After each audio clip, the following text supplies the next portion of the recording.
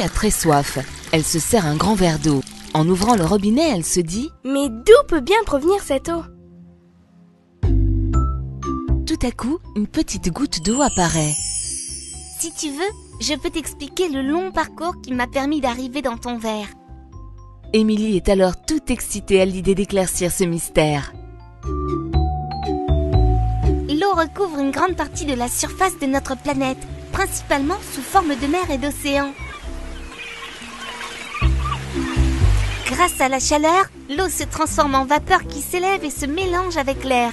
C'est l'évaporation. Ensuite, au contact de l'air froid, la vapeur se transforme en petites gouttelettes d'eau qui se regroupent et forment les nuages.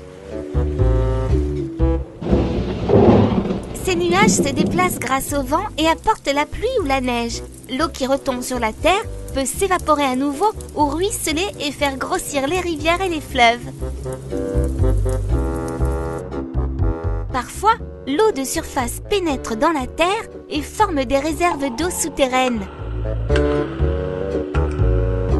Mais avant d'arriver chez toi, Émilie, l'eau passe par plusieurs étapes. Elle est d'abord prélevée dans la nature grâce à une usine de captage, puis on vérifie que l'eau est propre et que l'on peut la boire. Pour cela, elle va passer dans une usine d'eau potable. À la sortie de l'usine, l'eau potable est pompée vers un immense réservoir appelé château d'eau. Ce réservoir va distribuer l'eau potable à toutes les maisons du village grâce à des canalisations. Ces tuyaux sont disposés sous terre et dans les murs des maisons. Tu vois, Émilie, lorsque tu as besoin d'eau, tu n'as qu'à ouvrir le robinet et l'eau coule directement chez toi.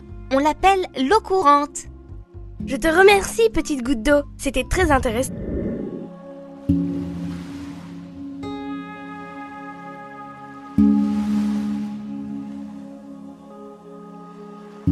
Dans la terre que l'eau est puisée.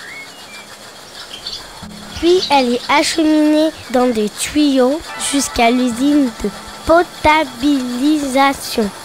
Puis traitée pour qu'elle devienne potable. Un long voyage direction le château d'eau. Arrivé au pied du château d'eau, l'eau est propulsée vers le haut à l'aide d'une turbine vers le réservoir. Toboggan. Toc toc toc. Elle arrive chez moi. Dans la cuisine, mon père termine la vaisselle. Au premier étage, ma mère tire la chaise d'eau.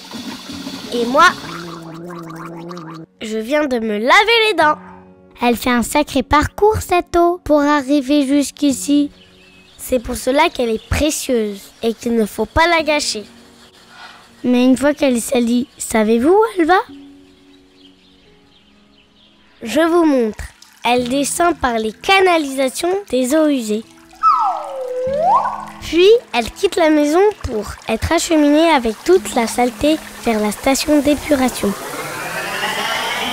Arrivée à la station d'épuration, l'eau est filtrée et lavée plusieurs fois dans des grands bassins.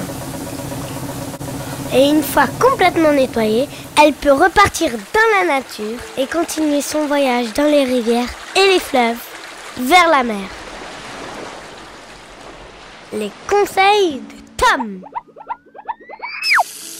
Il faut bien fermer les robinets car l'eau est rare. Et ne pas jeter n'importe quoi dans les lavabos et les toilettes. Des produits l'abîment.